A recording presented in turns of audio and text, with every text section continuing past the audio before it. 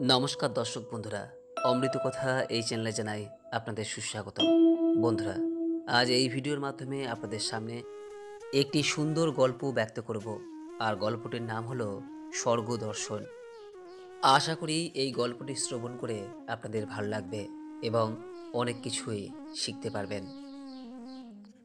হরি নামে একটি বালক ছিল। সে খুবই সহজ সরল ছিল।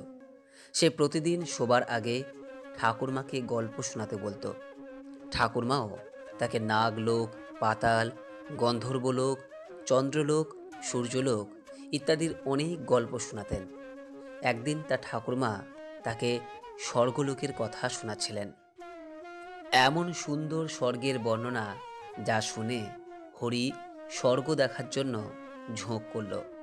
ঠাকুরমা তো তাকে অনেক করে বোঝালেন যে মানুষ স্বর্গ দেখতে পায় না। তবু হরি খুব কাঁদতে লাগলো। কাঁদতে কাঁদতে সে ঘুমিয়ে পড়ল। ঘুমোতে ঘুমোতে সে স্বপ্নে দেখতে পেল খুব উজ্জ্বল আলোকময় এক দেবতা তার সামনে দাঁড়িয়ে বলছেন, খোকা, স্বর্গ দেখতে হলে মূল্য দিতে হয়। তুমি সার্কাস দেখতে গেলে টিকিটের পয়সা দাও তো, স্বর্গ দেখতে হলেও এই রকম মূল্য দিতে হবে। স্বপ্নের মধ্যে হরি চিন্তা করল যে ঠাকুরমার কাছে তাহলে টাকা চাইব। কিন্তু দেবতা বললেন, স্বর্গে তোমার জিনিস কিনা টাকা চলবে না। ওখানে সততা এবং পুণ্যের ফল মূল্য হিসেবে দিতে হয়। আচ্ছা, তুমি এই কৌটোটা নিজের কাছে রাখো। যেদিন তুমি খুব ভালো কাজ করবে সেদিন দেখবে এর ভিতরে একটি টাকা এসে জমা হবে। আর যেদিন কোনো খারাপ কাজ করবে সেদিন এর থেকে টাকাটা চলে যাবে। এইভাবে যেদিন এই কৌটোটা ভর্তি হয়ে যাবে সেদিন তুমি স্বর্গ দেখতে পাবে। হরির ঘুম ভেঙে গেল।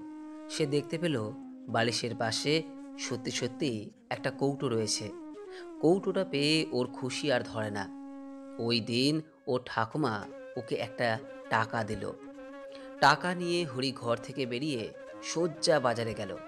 একটা রুগ্ন ভিখারি তার কাছে ভিক্ষা চাইল। হরি ভিখারিকে কিছু না দিয়ে চলে যাবে ভাবল। এমন সময় তার চোখে পড়ল স্কুলের মাস্টার মশাই আসছেন। মাস্টার মশাই উদার মনোভাবের খুব প্রশংসা করতেন। তাকে দেখে হরি টাকাটা ভিখারির হাতে দিয়ে দিল। তাই দেখে মাস্টার মশাই হরির পিঠ চাপড়ে খুব বাহবা দিলেন। ঘরে ফিরে এসে হরি কৌটো খুলে দেখল ওটা খালিই পড়ে আছে। হরির খুব দুঃখ হলো। ও কাঁদতে কাঁদতে ঘুমিয়ে পড়ল। সেদিন স্বপ্নে আবার সেই দেবতা দেখা দিলেন আর বললেন, তুমি মাস্টার মশাইয়ের কাছ থেকে প্রশংসা পাবার লোভে ভিখারিটিকে টাকা দিয়েছিলে, তাই প্রশংসা তো পেয়েই গেছো, তাহলে আর কাঁদছো কেন? যে লোক কোনো কিছু লাভের আশায় ভালো কাজ করে সে তো ব্যবসাদারি করে, তার সঙ্গে পুণ্যের কি সম্পর্ক? পরের দিন হরি ঠাকুরমার কাছে আবার একটা টাকা নিয়ে বাজারে গেল। বাজারে থেকে সে দুটো কমলালেবু কিনল।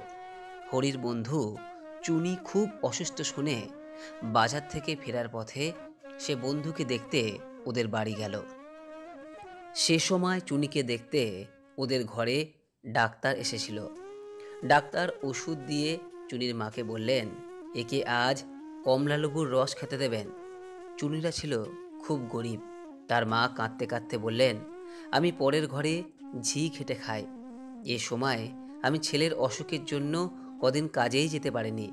আমার কাছে লেবু কেনার একটাও পয়সা নেই। হরি তখন নিজের দুটো লেবুই চুনির মাকে দিয়ে দিল। চুনির মা তাকে খুব আশীর্বাদ করলেন। ঘরে এসে তখন হরি তার কৌটোটা খুলল।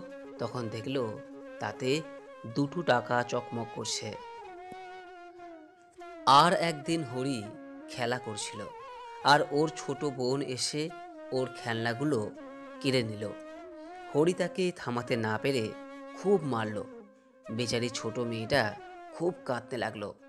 এবার যখন হরি তার কৌটোটা খুলল তখন দেখল আগের দুটো টাকা নেই। এতে তার খুব মন খারাপ হলো। সে মনে মনে প্রতিজ্ঞা করল জীবনে আর কোনোদিন খারাপ কাজ করবে না। মানুষ যেমন কর্ম করে তার স্বভাবও সেই রকম হয়। যে অসৎ কাজ করে তার স্বভাবও অসৎ হয়ে যায়। খারাপ কাজেই সে আনন্দ পায়। যে লোক সৎকর্ম করে তার স্বভাবও সৎ হয়। তার খারাপ কাজ করতে ভাল লাগে না। হরি আগে টাকার লোভে ভালো কাজ করত। আস্তে আস্তে তার স্বভাবটাই ভালো কাজের জন্য উপযুক্ত হয়ে উঠল। ভালো কাজ করতে করতে তার কৌটোটা দিন দিন টাকায় ভরে উঠল। স্বর্গ দেখার আশায় খুশি হয়ে সে কৌটোটা নিয়ে নিজেদের বাগানে গেল। হরির চোখে পড়ল একজন বুড়ো সাধু গাছের তলায় বসে বসে কাঁদছে। সে তখন দৌড়ে সাধুর কাছে গেল এবং জিজ্ঞাসা করল, বাবা, তুমি কাঁদছ কেন? সাধুটি তখন বললেন, বাছা, তোমার হাতে যে কৌটোটি রয়েছে ওই রকম একটা কৌটো আমারও ছিল। বহুদিন যাবৎ পরিশ্রম করে কৌটোটা আমি টাকাতে ভর্তি করেছিলাম। অনেক আশা ছিল ওই টাকা দিয়ে আমি স্বর্গ দেখব, কিন্তু আজ গঙ্গায় স্নান করতে গিয়ে কৌটোটা জলে পড়ে গেছে, তাই কাঁদছি।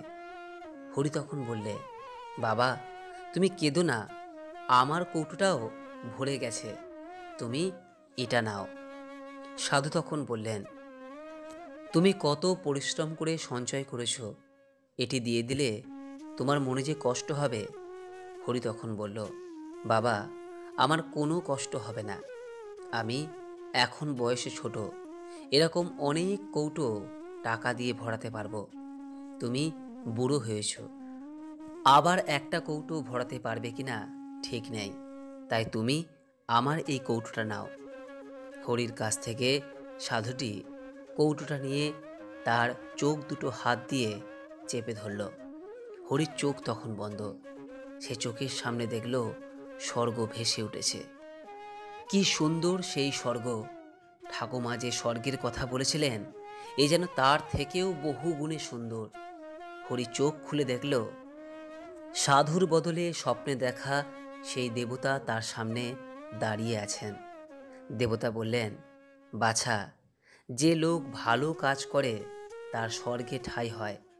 তুমি সংসারে এরকম ভালো কাজ করতে থাকলে এই জীবনের শেষে স্বর্গে যাবেই। দেবতা এই কথাটি বলে অদৃশ্য হয়ে গেলেন। বন্ধুরা, এই গল্পটি কেমন লাগলো নিজের কমেন্ট বক্সে অবশ্যই জানাবেন। যদি ভালো লেগে থাকে তাহলে অনুগ্রহ করে লাইক করবেন, পারলে আপনজনদের উদ্দেশ্যে শেয়ার করবেন। সকলেই ভালো থাকুন, সুস্থ থাকুন এই কামনা করে আজকের মতো ভিডিওটি এখানে শেষ করলাম। নমস্কার, ধন্যবাদ। ঈশ্বর আপনার মঙ্গল করুক।